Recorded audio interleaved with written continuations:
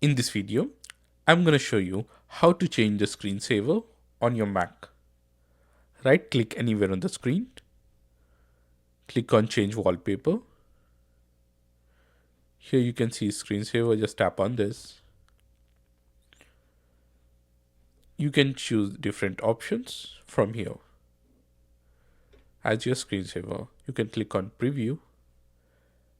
This will display the preview on your Mac. Click on escape to go back. And if you want to add your own photos or videos, scroll down to the bottom, select photos. But before that, make sure that you have the saved photos on your Mac. So I have created a folder on desktop with the option of screensaver photos, and I have 3 photos here. So I want to set them as wallpaper. Now just go back to the same settings. When you select photos, here it gives you options. Click on options, source. You can choose any particular folder. So you can choose the folder of your choice.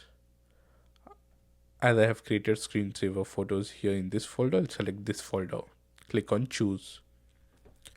Click on OK and preview.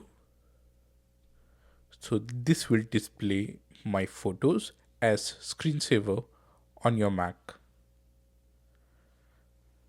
So this is how you can customize the screensavers on your Mac.